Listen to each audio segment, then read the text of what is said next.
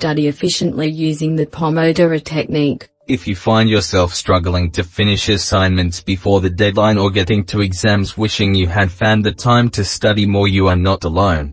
Many students struggle with managing time for their studies, and in today's interconnected busy world it is no wonder. Thousands of students have been managing their study time with the Pomodoro technique, which was created by Francesco Cirillo in 1999. The fact that his method has been widely used for over 20 years shows how effective it is. The method is based on studying in timed intervals. In fact, Cirillo named it after the timer he used, which happened to be shaped like a tomato, pomodoro in Italian. Cirillo found that breaking large tasks up into smaller manageable timed units, called pomodoros, is the most effective way to study. How it works. The Pomodoro technique works like this. Decide what you want to accomplish and estimate how long you will study for. Then break your work into pomodoros. Set a timer for 25 minutes, and start studying.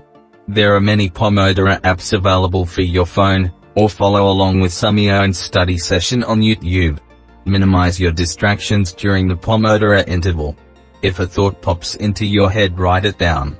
If a friend calls, let them know you will call them back later. After 25 minutes, take a short 5 to 10 minute break. Grab a coffee, go for a walk, call back your friend, or do something else relaxing. Repeat. After 4 pomodoros, take a longer break for 20 to 30 minutes. If you finish a task or topic area before the Pomodoro ends, use the remaining time to review what you have learned or to prepare study material for the next Pomodoro. Why it works. We learn best when we are fully engaged in a task, but this can be mentally exhausting. With this intensity, breaks are important. During the longer breaks, our brains are assimilating the new information and resting for the next round. With practice, your pomodoros will become more successful, and you will improve your attention span and concentration. Virtual study companions. Why study alone when you can study alongside successful students on YouTube? Study with Me is a YouTube phenomenon in which you simply study alongside advanced studiers. Many of them use the Pomodoro technique. You focus on your work as they focus on theirs and take breaks when they take theirs.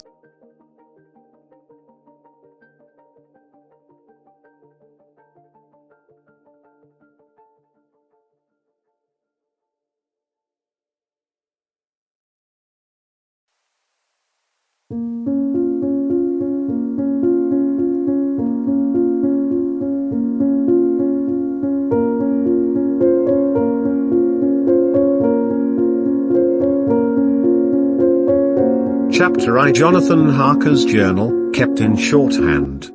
The 3rd of May. Bistritz. Left Munich at 8:35 p.m.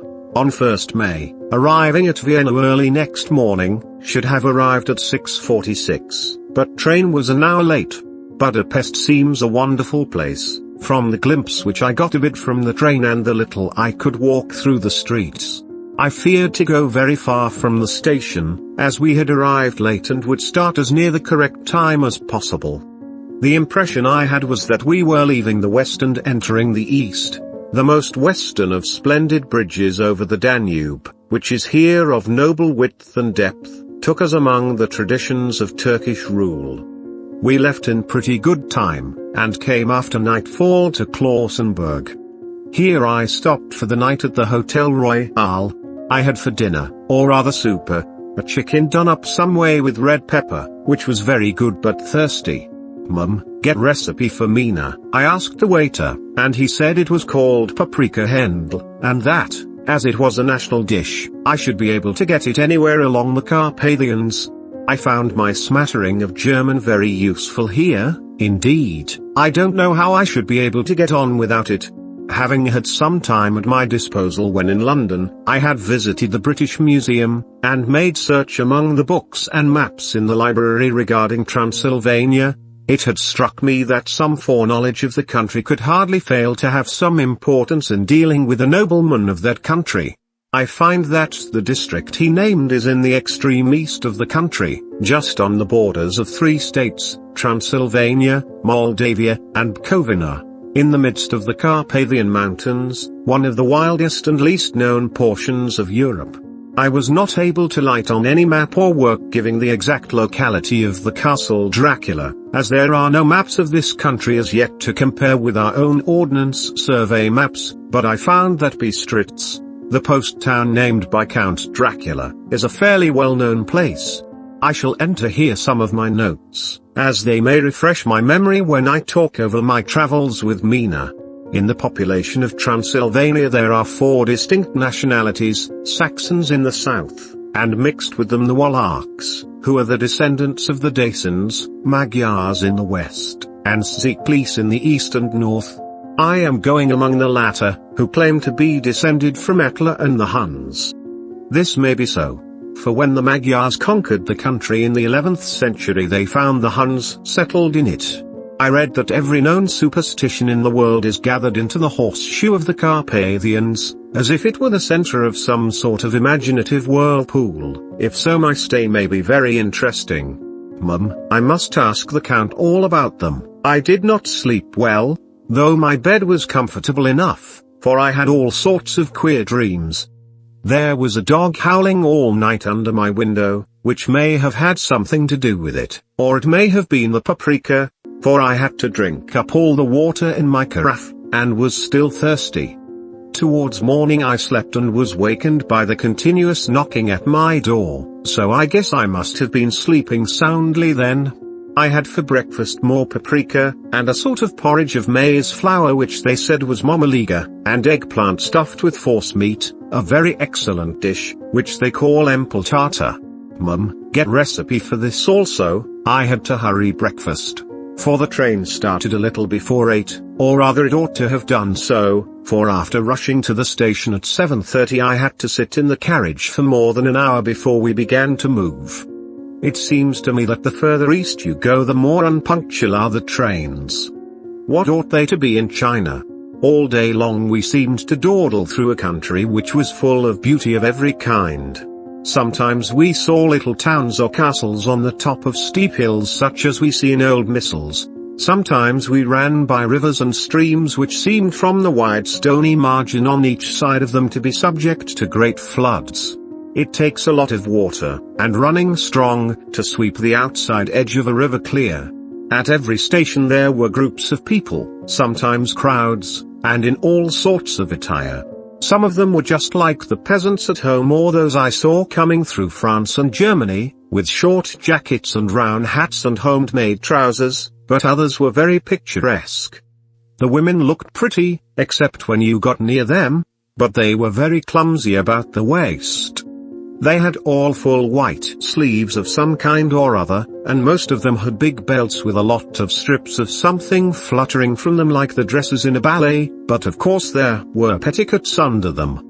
The strangest figures we saw were the Slovaks, who were more barbarian than the rest, with their big cowboy hats, great baggy dirty white trousers, white linen shirts, and enormous heavy leather belts, nearly a foot wide, all studded over with brass nails. They wore high boots, with their trousers tucked into them, and had long black hair and heavy black moustaches. They are very picturesque, but do not look prepossessing. On the stage they would be set down at once as some old oriental band of brigands. They are, however, I am told, very harmless and rather wanting in natural self-assertion.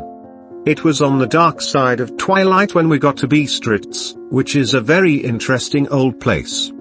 Being practically on the frontier, for the Borgo Pass leads from it into Bukovina, it has had a very stormy existence, and it certainly shows marks of it. 50 years ago a series of great fires took place, which made terrible havoc on 5 separate occasions. At the very beginning of the 17th century it underwent a siege of 3 weeks and lost 13,000 people, the casualties of war proper being assisted by famine and disease. Count Dracula had directed me to go to the Golden Krone Hotel, which I found, to my great delight, to be thoroughly old-fashioned, for of course I wanted to see all I could of the ways of the country. I was evidently expected, for when I got near the door I faced a cheery-looking elderly woman in the usual peasant dress, white undergarment with long double apron, front and back, of colored stuff fitting almost too tight for modesty.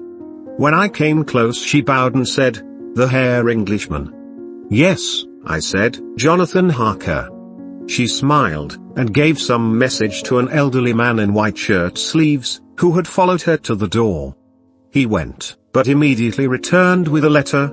"My friend. Welcome to the Carpathians. I am anxiously expecting you. Sleep well tonight. At 3 tomorrow the diligence will start for Bukovina, a place on it is kept for you. At the Borgo Pass my carriage will await you and will bring you to me.